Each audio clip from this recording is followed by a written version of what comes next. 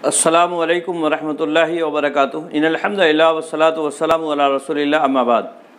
मुहतरम नाज़रीन किराम और अज़ीज़ तलबा, पिछले दर्स में हमने आपके सामने ये बात रखी थी कि दादा बाप के कायम मकाम है, यानी जो हालतें बाप की होती हैं विरासत में, वही हालतें दादा की भी होंगी बाप की अदम मौजूदगी में। और इस तरह से दादा की 4 हालतों का ज़िक्र इससे पहले दर्स में आपके सामने रखा गया। आज के दर्स में उन 4 मसाइल का ज़िक्र करेंगे जिनमें बाप और दादा के दरमियान में फ़र्क है। पहली सूरत यह है कि अगर मय्यत ने अपने बाद बाप को छोड़ा है या इसी तरह से सगे या अल्लाती भाई को छोड़ा है, तो ऐसी सूरत में उलमा के दरमियान में इस बात पर इत्तेफाक है बाप की मौजूदगी में भाई को हिस्सा नहीं मिलेगा, चाहे वो हकीकी भाई हो या इसी तरह से अल्लाती भाई हो। जैसे मान लीजिए यहाँ हमने देखा कि मय्यत का इंतकाल हुआ और उसने अपने बाप को छोड़ा और इसी तरह से भाई को छोड़ा, तो ऐसी सूरत में जो भी बचा हुआ माल होगा बाप असवा होगा और पूरा का पूरा कुल माल ये ले लेगा, भाई साकित हो जाएगा, यानी इसे हिस्सा नहीं मिलेगा क्योंकि बाप यहाँ मौजूद है। ठीक है। इसी तरह से दूसरी सूरत ये होगी कि मय्यत ने जद और इसी तरह से अख, चाहे अखुन ले अब व उम हो या इसी तरह से अखुन ले अब हो, दोनों ही सूरतों में मसला एक ही जैसा रहेगा। मय्यत ने अपने बाद दादा को छोड़ा है और इसी तरह से भाई को छोड़ा है। इमाम अबू हनीफा रहमहुल्लाह के यहाँ ऐसी सूरत में भी ऐसा ही मामला होगा, यानी बाप के कायम मकाम है दादा, लिहाजा भाई को हिस्सा नहीं मिलेगा। जबकि उनके दोनों शागिर्दान अबू यूसुफ या इसी तरह से मोहम्मद, इनका मौक़िफ़ इस सूरत में यह है कि दादा के साथ भाई हिस्सा पाएंगे। और इसकी 2 सूरतें होंगी जिसकी तफसील इंशाअल्लाह अज़ीज़ आगे आएगी। एक सूरत हम यहाँ बयान करते हैं और वो ये है कि इसे दादा को एक भाई शुमार कर लिया जाएगा, दादा को एक भाई शुमार कर लिया जाएगा और मसला जो है 2 से निकलेगा। मान लीजिए एक दादा को मिल गया, एक अख यानी भाई को मिल गया। ठीक है। तो ये साहिबैन यानी अबू यूसुफ या इसी तरह से मोहम्मद के दरमियान में है, जबकि इमाम हनीफा रहमहुल्लाह के यहाँ ऐसी सूरत में भी यदि दादा अगर है और भाई उसके साथ हैं, चाहे सगे भाई हों या इसी तरह से अल्लाती यानी बाप शरीक भाई हों, हिस्सा नहीं दिया जाएगा। आई बात में?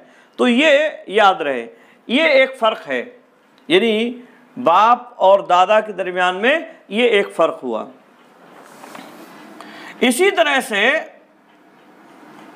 दूसरा फ़र्क ये है कि अगर मय्यत ने अपने बाद माँ बाप और इसी तरह से शौहर या बीवी को छोड़ा है, तो बाप की मौजूदगी में माँ को ज़ौजैन में से किसी एक को देने के बाद जो बाकी माल बचेगा उसका सुलुस दिया जाएगा। ठीक है। बाप की मौजूदगी में, जैसे मान लीजिए यहाँ किसी आदमी का इंतकाल हुआ, उसने अपने बाद या औरत का इंतकाल हुआ, मान लीजिए मय्यत है और उसने औरत है, उसने छोड़ा अपने बाद ज़ौज, इसी तरह से उसने छोड़ा अपनी माँ और इसी तरह से उसने छोड़ा अब। ज़ौज यानी शौहर को छोड़ा है और इसी तरह से को छोड़ा है यानी माँ को छोड़ा है और अब को छोड़ा है। ऐसी सूरत में मसला ये होगा कि माँ को शौहर को देने के बाद जो बाकी बचेगा उसका सुलुस दिया जाएगा। ठीक है, उसका सुलुस दिया जाएगा और जो बाकी बचेगा वो बाप पा जाएगा। जैसे मान लीजिए यहाँ शौहर चूँकि औलाद नहीं है इसलिए निस्फ पाएगा, जैसा कि आगे इसकी बहस आती है, और का सुलुस है तो सुलुस और निस्फ आसानी से बट जाए इसलिए हम मसला 6 से निकालेंगे। और ये 6 से क्यों निकाल रहे हैं इसकी बहस भी इंशाअल्लाह अज़ीज़ आगे आएगी, तो वहाँ पूरी बात वाज़ेह होगी। तो मान लीजिए निस्फ इसका शौहर का हो गया यानी 3, बीवी का इंतकाल हुआ, निस्फ शौहर का हुआ यानी 3 शौहर पा गए। आई बात में? अब 3 बचा है, 3 का सुलुस माँ को दिया जाएगा यानी 1। माँ बकिया का सुलुस जो है यानी 3 का 1/3 ये माँ को दे दिया जाएगा 1, और जो बाकी बचा 2 वो बाप का हो गया। आई बात में?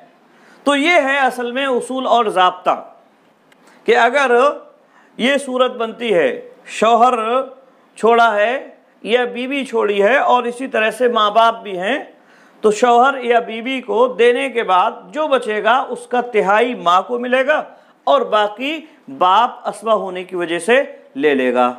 आई बात में? जैसा कि हमने देखा निस्फ शौहर का हुआ, निस्फ लेने के बाद जो बाकी 3 बचा उसका 1 हिस्सा ये माँ ने लिया और 2 हिस्से बचे हैं वो बाप ने ले लिए असबा होने की वजह से।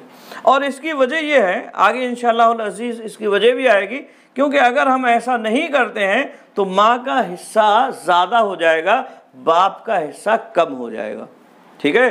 जैसे मान लीजिए हम पूरे माल का 1/3 दें तो 2 माँ को मिलेगा और 1 बचेगा फिर बाप के लिए, और माँ का हिस्सा ऐसी सूरत में ज़्यादा होगा, जो कि माँ का हिस्सा जाहिर सी बात है बाप के मुकाबले में कम है। अब मान लीजिए यहाँ माँ के साथ अब के बजाय दादा है, और सूरत मसला ये है,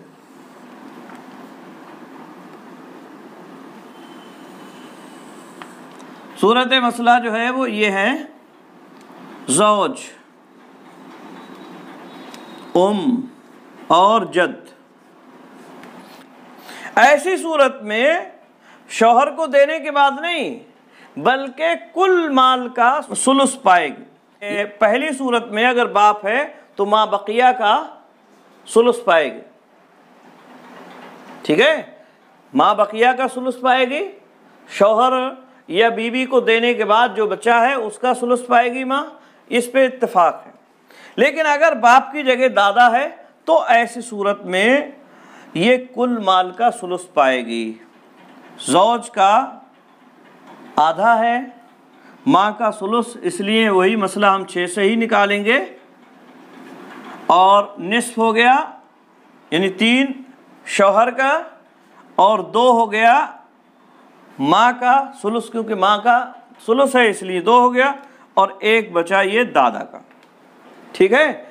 ये इमाम हनीफा, ये इसी तरह से इमाम मोहम्मद का मौक़िफ़ है, जबकि इमाम अबू यूसुफ़ का मौक़िफ़ इसी तरह से है, यानी दादा की मौजूदगी में भी माँ को माँ बकिया का सुलुस मिलेगा, यानी दादा को उनके एतबार से 2 मिलेगा और माँ को 1 मिलेगा। ठीक है? तो ये 2 मसले हुए जिनमें फ़र्क है। तीसरा मसला है दादी बाप की मौजूदगी में विरासत में हिस्सा नहीं पाती है। मान लीजिए मैयत ने अपने बाद बाप को छोड़ा और इसी तरह से जद्दा को छोड़ा। जद्दतुन मतलब दादी होता है, जद्दा को छोड़ा। अब ऐसी सूरत में मसला जो है वो 1 से ही निकलेगा, और 1 कुल माल का वारिस ये बाप होगा और जद्दा साकिता हो जाएगी, यानी इसे कुछ नहीं मिलेगा। ठीक है? तो इसमें ये है, यदि बाप की मौजूदगी में दादी साकित होती है उसे विरासत में हिस्सा नहीं मिलता है, जबकि दादा की मौजूदगी में दादी हिस्सा पाएगी। मान लीजिए मैयत ने जद्दा दादी को छोड़ा है और इसी तरह से जद्दुन यानी दादा को छोड़ा है। अब ऐसी सूरत में दादी हिस्सा पाएगी और इसका हिस्सा होगा 6ठा, 6 में से 1 हिस्सा इसका हो गया 1/6, और बाकी जो 5 बचा ये दादा पा जाएगा। दादी जो है बाप की मौजूदगी में हिस्सा नहीं पाती है। अगर मैयत का बाप है तो बाप की मौजूदगी में दादी हिस्सा नहीं पाएगी, जबकि दादा की मौजूदगी में हिस्सा पाएगी और उसका हिस्सा ये छठा होगा। क्यों? इसलिए कि दादी की कुर्बत दादा की वजह से नहीं है, आई बात में, बल्कि दादी की कुर्बत जो है मैयत से वो उसके बाप की वजह से है। बाप अगर होता तो हिस्सा नहीं पाती है, लेकिन बाप नहीं है इसलिए वो हिस्सा पाएगी, दादा की वजह से नहीं है वो। ये असल में फर्क है। ठीक है, तो दादा के साथ हिस्सा पाएगी दादी, जबकि बाप के साथ दादी हिस्सा नहीं पाती है। और चौथा मसला जिसमें फर्क किया गया है बाप और दादा के दरमियान में, वो ये है कि मैयत ने अपने बाद, मान लीजिए कोई गुलाम था जिसे आज़ाद करने वाले ने आज़ाद कर दिया, आज़ाद करने वाला मौजूद नहीं है, बल्कि आज़ाद करने वाले का बाप और इसी तरह से बेटा है। बाप छठा हिस्सा पाएगा, बेटे को असबा होने की वजह से जो बाकी बचेगा वो मिलेगा। मान लीजिए मैयत का इंतकाल हुआ और उसने छोड़ा अबुल मोतिक,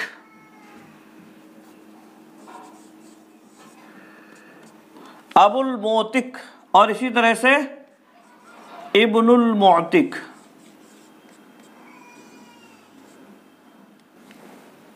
अबुल मोतिक, अबुल मोतिक यानी आज़ाद करने वाले का बाप, और इब्नुल मोतिक यानी आज़ाद करने वाले का बेटा, ये दो छोड़े हैं। तो ये मसला जो है ये 6 से होगा, बाप को छठा हिस्सा मिल जाएगा, यानी आज़ाद करने वाले के बाप को छठा हिस्सा मिलेगा, और जो बाकी बचेगा 5 ये इब्नुल मोतिक को मिल जाएगा, यानी आज़ाद करने वाले के बेटे को। आई बात में? जबकि अगर अबुल मोतिक की जगह जद्दुल मोतिक हो और मसला ये हो जद्दुल मोतिक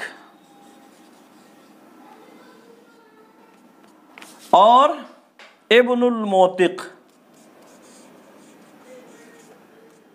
तो ऐसी सूरत में जद्दुल मोतिक यानी दादा आज़ाद करने वाले का ये हिस्सा नहीं पाएगा और सारा माल इब्नुल मोतिक का होगा, यानी एक पूरा जो है कुल माल यही ले लेगा। ठीक है, हालांकि ये चौथी शक्ल अब मौजूद नहीं है, लेकिन चूंकि किताब में मौजूद है इसलिए हमने आपके सामने ये बात रखी। यानी आज़ाद करने वाले का अगर बाप मौजूद है और बेटा मौजूद है तो ऐसी सूरत में बाप को छठा हिस्सा मिलेगा, जैसा कि हमने देखा, और बाकी बचा ये इब्नुल मोतिक यानी असवा होने की वजह से इसका बेटा ले लेगा। लेकिन अगर अबुल मोतिक की जगह जद्दुल मोतिक है यानी आज़ाद करने वाले का दादा है, तो ऐसी सूरत में दादा को कुछ नहीं मिलेगा, इब्नुल मोतिक कुल माल का वारिस होगा और पूरा इसको मिल जाएगा। आई बात में? तो ये 4 मसाइल हैं जिनमें बाप और दादा के दरमियान में फ़र्क किया जाएगा। उम्मीद है बात समझ में आई होगी। ठीक है, मज़ीद तफसील इंशाअल्लाह अज़ीज़ जब यहाँ इनकी बहस आएगी वहाँ जानेंगे और वहाँ पूरी तफसील से इसके बारे में बतलाया जाएगा। आज के लिए बस इतना ही। अस्सलामु अलैकुम व रहमतुल्लाहि व बरकातुहू।